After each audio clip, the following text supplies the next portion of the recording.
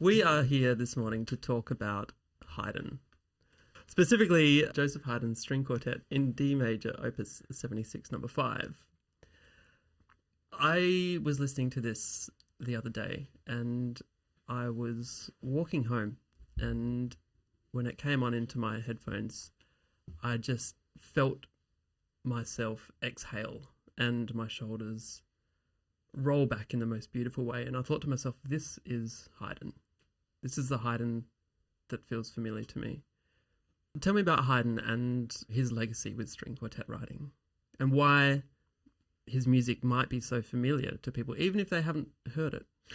So I mean, this maybe isn't directly answering your question, especially in relation to the quartet, but I have always, with all the reading I've done and the impressions I get and it definitely comes through in his music. I think of Haydn as being very friendly as a person. If you can think about the characteristics of someone's personality, 250 years removed from their life, he was a very, very passionate, very religious, very generous, very spiritual person. And I think that friendliness comes through in some of his music, not all of his music, because, with this quartet, D major is a very friendly key. It's a very warm key. It's that feeling of being, calm washing over you. And so I think it's a combination of how we feel about Haydn, how Haydn's personality comes across in his music, and also him writing in a specific key that has meaning also. He must have been funny. He must have been very funny, because there's just so much humor and cheekiness in his music as well. I mean, this quartet, we could definitely point out some examples of that in this quartet, but there are other quartets that, the jokes are just sort of teeming out of them. And there's one quartet that's called The Joke. It's called The Joke, exactly, yeah. But also, this is his last set of string quartets, and he's in his 60s now. And Haydn, compared to, we can think of lots of other composers, he had a pretty good life. He lived, for a long time. He had a parrot.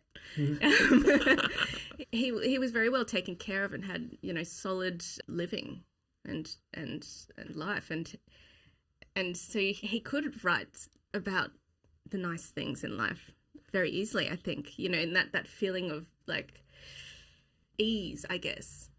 What was his trajectory? How did he come to be able to, have that? I guess maybe I'm sensing it's a bit of a privileged position of being able to experience and write about the nicer things in life. I think he landed himself in a privileged position. He certainly didn't start that way, which I personally think the reason why you breathed a sigh of relief is because I always think of Haydn's music as unpretentious, because he didn't actually have formal training in composition. He was sent away very, very, very early, way earlier than he should have been. He was 6, I think, or something.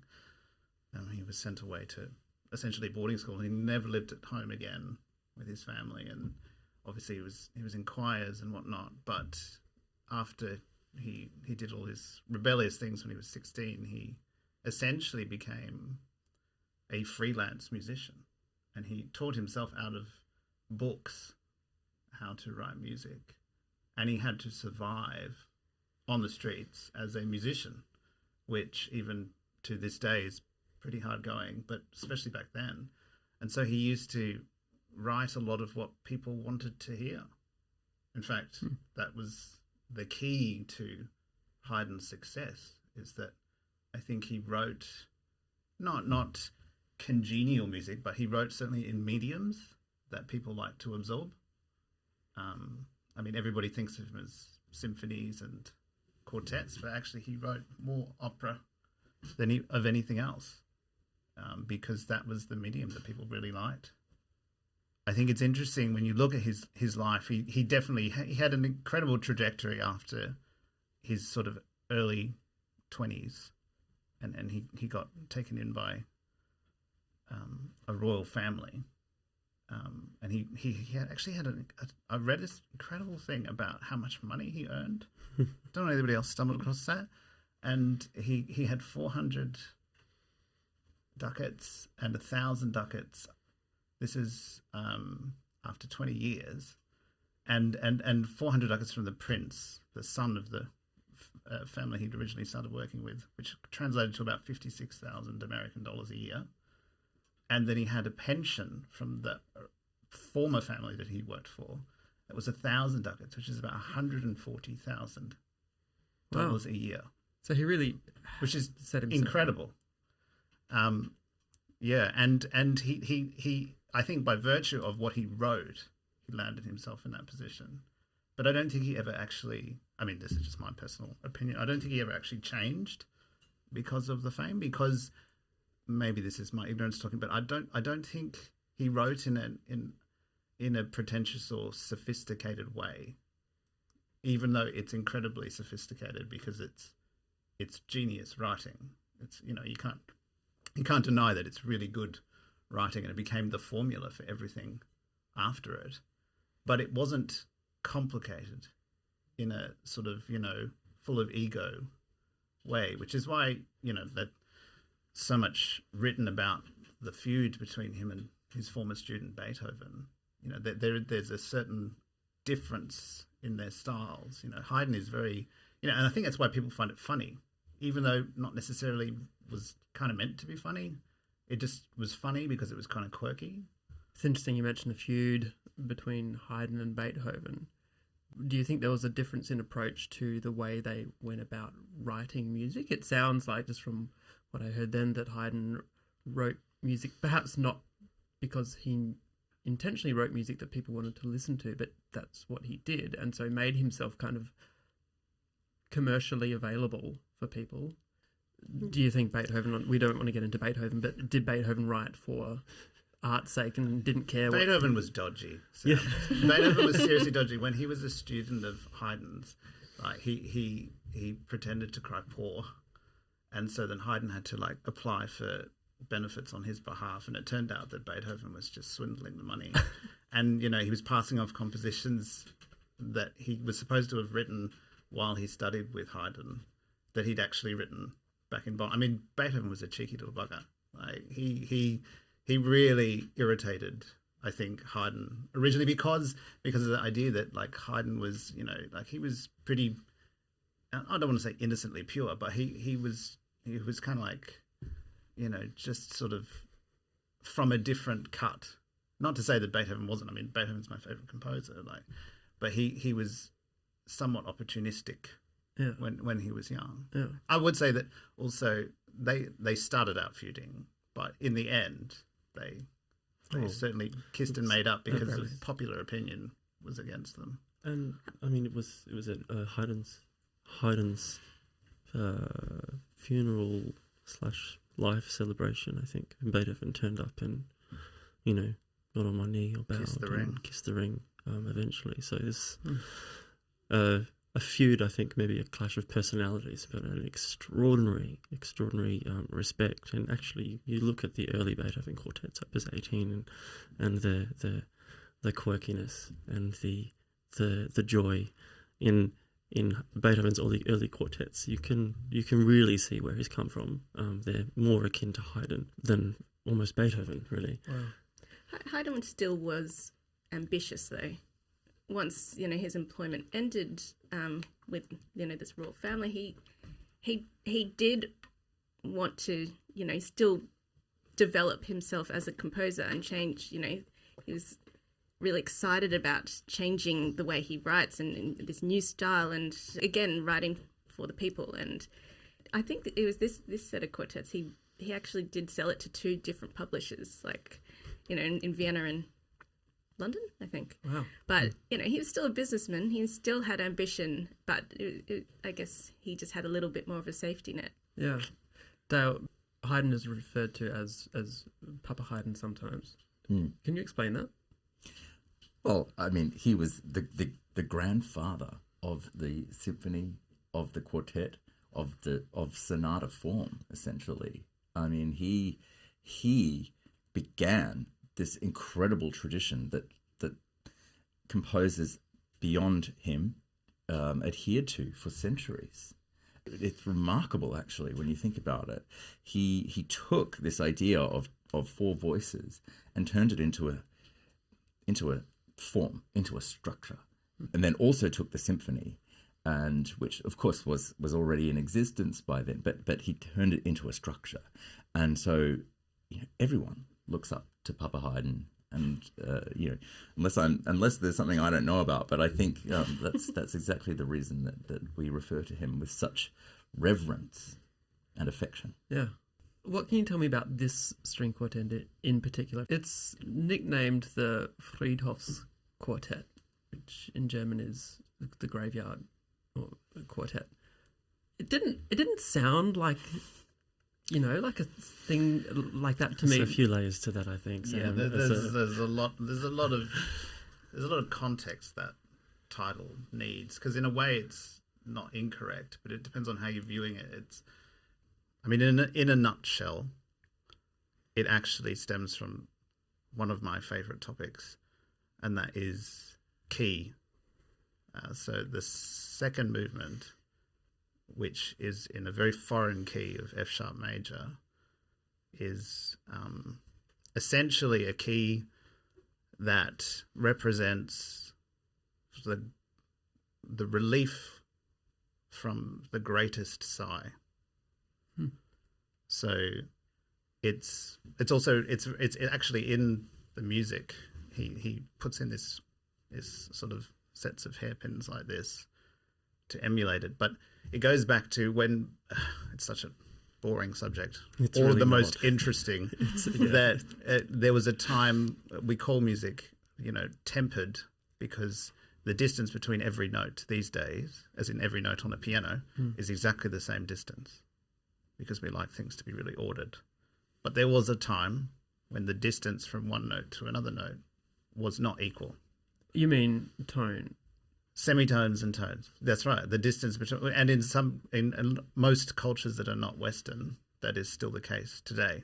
Actually, equal temperament is just the distance between every note is exactly the same hertz from one note to another.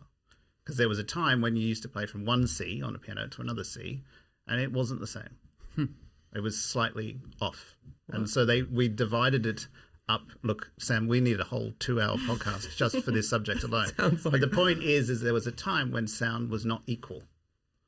And so every key you would write in, therefore the further away you got from a C, had all these amazing palette changes.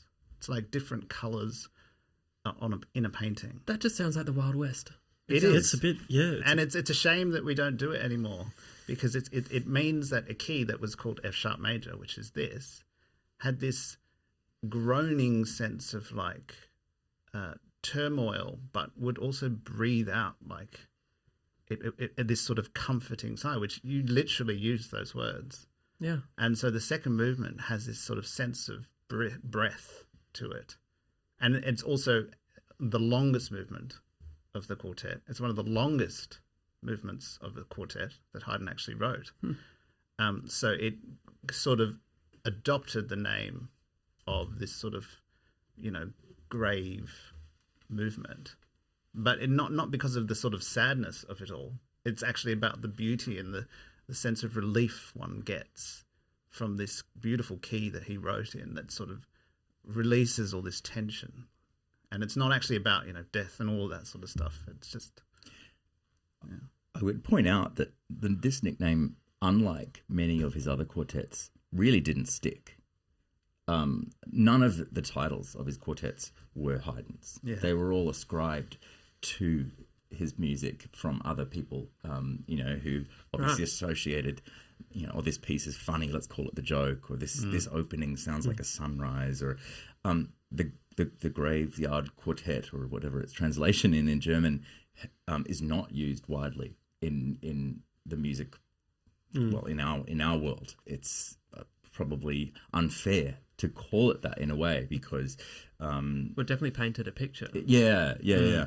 And I did read that the slow movement, this wonderful, miraculous F sharp major movement, has been performed many times at people's funerals, and you can understand why, because it is both comforting and yet uplifting. But having said that, for me, it's a very spiritual movement as well. There's something. Yeah. I didn't know about the nickname before we programmed this and was doing a bit of reading.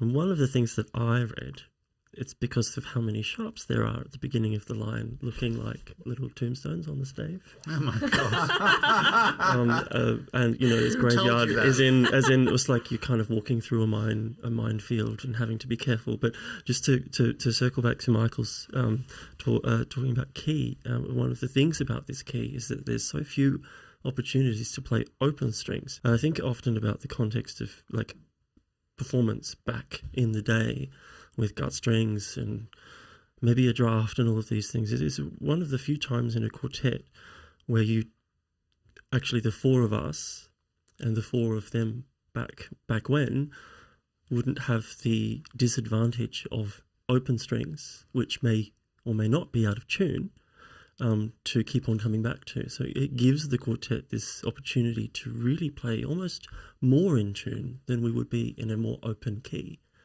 Because of the way that we adjust. And so it also means that the sound is more able to be manipulated and controlled as is the pitch. So there's, in a way, it might be more difficult because of the key, but I imagine actually it would have been one of those movements that would have, again, with that sigh, with that relief, with that beauty, would have been accentuated with the fact that it was probably better in tune than the other movements as well. How does this second movement, or how do the other movements sit around this second movement? Can you take me through them? Well, it's funny that we're talking about this nickname, because if I had to have given it a nickname, it wouldn't have been that. But the last movement for me is almost a joke as well. I mean, it's so rustic, and it starts like the end of something. It's really quite wild. It starts like it ends. Yeah. Dun-dun. It's Several like the endings. End. Dun-dun. Really? Dun-dun-dun-dun-dun. Yeah. It's quite bizarre.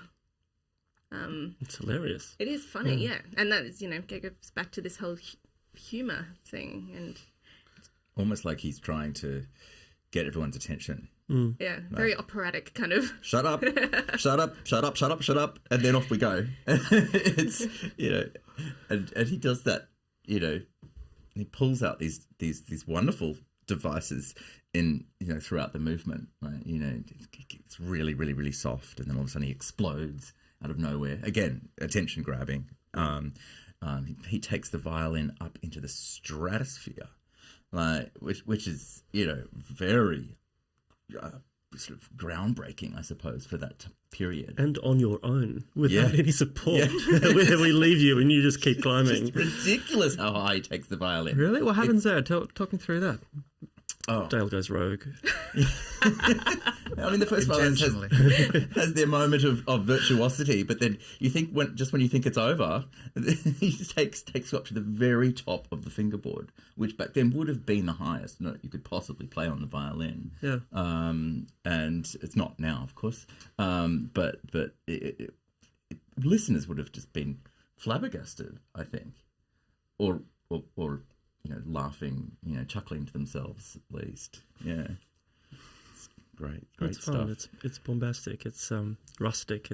It's a crowd pleaser. And again, Haydn is writing for this music to be listened to, and he knows what will make people happy and get them excited. And it's got such a beautiful shape. The first movement, just as you said before, it takes you into a different one, and then he develops it in ways that I wouldn't say confusing, but unexpected and stunning.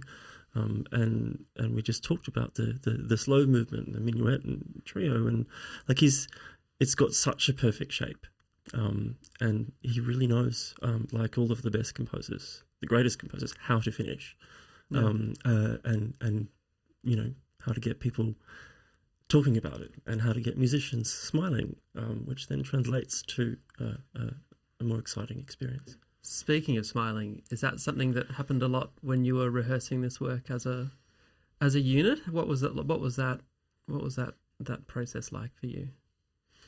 Oh, it's just incredible. I probably I wouldn't try and count the times that we would stop and go, oh, isn't that gorgeous? Or isn't this extraordinary? Like, whether it's one of the beautiful moments or one of the very exciting moments, or whether we stop and we're kind of giggling to each other about what just happened, not because of our playing, but because of Haydn's writing, taking us in all these different directions. It's just full of character and fun and a pleasure to rehearse, as well as full of a lot of questions to be answered. What are some of those questions? Are there things of interpretation that you had to kind of pick your way through, or is it pretty self-descriptive? Well, I mean, there are always things to discover in Haydn, and even the first movement, which we haven't really spoken much of yet, it's a Sicilian rhythm, which is very unusual. It's very kind of like peaceful, and it's a very pastoral kind of movement. It's not your typical heroic first movement, and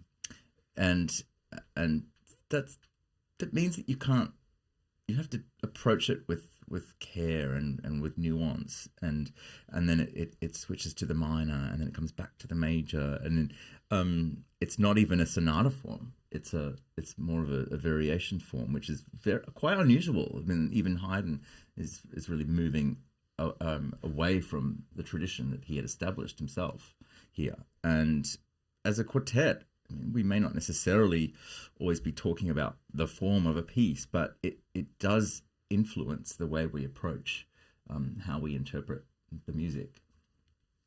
Michael, if you had the opportunity of telling somebody who hadn't listened to it before how best they might interpret the music, what would you say to somebody who hasn't heard it before? What would I say to them? I'm not sure. I don't think Haydn often requires much intro. That's my personal feeling.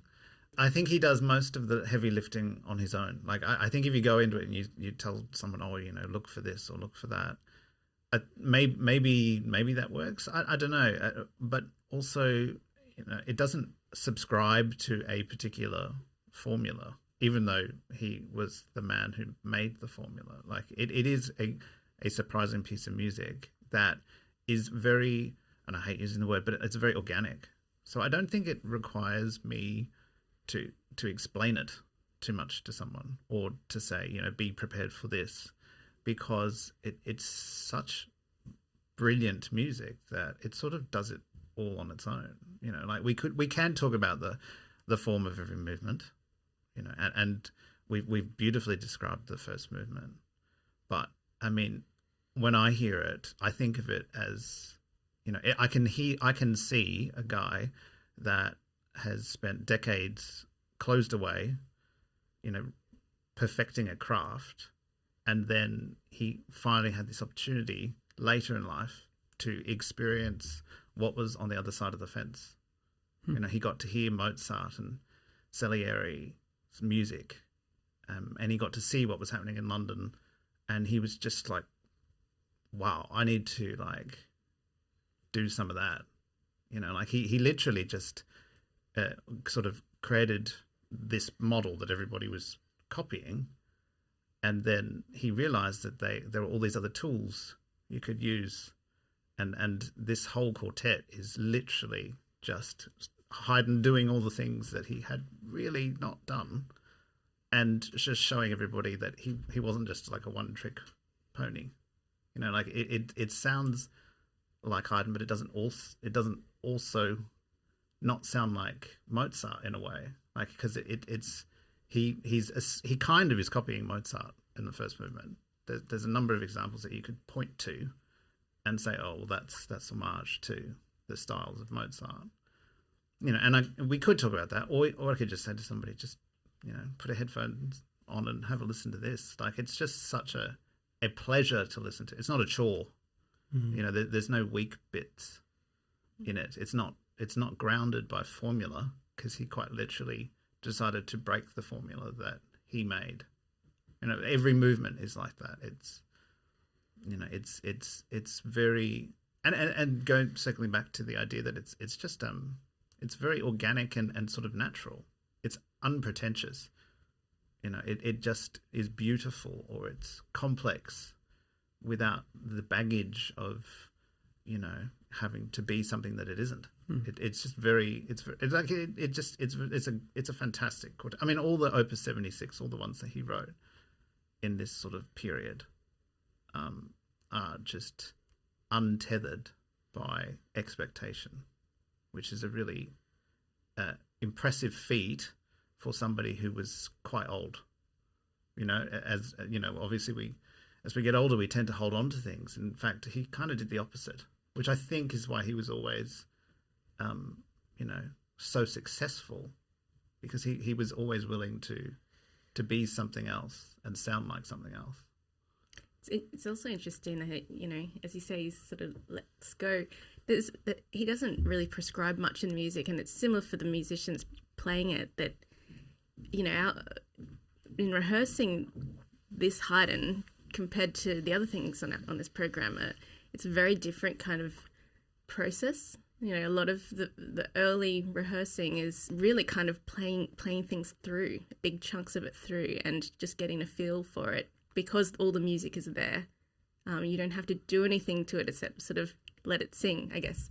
And it's actually a really enjoyable way of, you know, really sort of freeing way of learning music, because it's just, you know, you adapt and you change and you try something new, but it's never, I mean, not never, but a lot of it isn't discussed, because there is quite a lot of sort of repetition, and, you know, if you're trying to ascribe or prescribe something to this or bit or that bit, it doesn't feel right. I think that's also why it's not necessarily more prescribed than it is. Yeah. We're really, really fortunate to have this job where we get the time to spend studying and rehearsing and practicing and playing and performing all of this music. But I doubt there was ever a moment in Haydn's mind where he thought people would be spending months and months rehearsing this one of his late quartets on its own. I mean, these were quartets. Yeah, you would get together with your friends or your peers or your colleagues, and you would play it through. You'd have a few conversations, and then you'd do a public performance with this, amongst a whole bunch of other things from other maybe other composers or other genres. And it would be that we have the luxury to spend the time that we do together, finding and searching and questioning. And if it was more prescriptive from Haydn, I think we would be, I don't know, I don't think it would be as enjoyable. You know, that's why it's not on the page, I believe, is so that we can go with whatever we feel. Yeah. It's unburdened music. Unburdened. Maybe it's a beautiful way of like putting it. It isn't weighed down with a whole bunch of stuff. Yeah. I mean, both literally and metaphorically. Like, it's not weighed down by tons of direction and confusing markings, and it's also not weighed down by the pen of someone who had something, you know, holding them back. You know, it has this sort of sense of abandon. You know, like I aspire to be that creatively free. Yeah. You know, and I think that it translates so well to the musicians, and I think to the audience, because of that. Like it's sort of this sort of utopian. I mean, he had such a long career, and when he was writing this, he was pretty bloody old. Like, and yet it's still so fresh. I think because he was not waylaid by the things that I worry about. You know, like I'm not sure he ever thought of himself as an imposter or the real deal. I just think he was. He just did. He just was, you know, Yeah. like he just is it. And Yeah. I think that's why he's the papa, because I don't think he tried to be the example, but he was the example, which is an incredible thing. It's a beautiful thing. Yeah. As opposed to, you know, he gave Beethoven the nickname Grosser Mogul, like he the big shot, you know, like he wasn't also, without recognizing things in other people. He had a wit, and I don't think he was wrong. You know, like there's definitely something incredibly self-motivated at times in Beethoven's music. And that's not a bad thing. Again, I say he's my favorite composer, but you know, there is a lot of I in it at the beginning of his career. You know, which is interesting because I feel like Haydn never had that period. I feel free to disagree, but you know, it was always. You look at it and it's a bit sparse, but actually it speaks volumes. Mm. Sometimes less is more, sort of thing. Yeah. Could I just add, we were at one of the fabulous schools in Adelaide yesterday, Concordia, and it was one of my first school visits as part of the XQ in 2021. We went there and Franny and I heard a very brilliant young quartet playing the first movement of Haydn's 76.5. And I'm not sure I'd heard it before, ashamed to say, or at least I certainly hadn't heard it like that. And I got really emotional because the first movement is just so beautiful, and these students were playing with such dedication and commitment to doing the best that they could. And I was very emotional. And we turned to each other and went, we're playing that. We have to program Wow. this quartet. And I'm always going to remember that because this phrase, it happens once, it happens again, and they were just giving it their all. And they had that sort of sense of ownership that one feels when they play Haydn, you know, and it's really beautiful to see in, you know, young students. Mm. Yeah. What a beautiful story. Thank you for sharing that. Thank you, everybody. That was a beautiful conversation.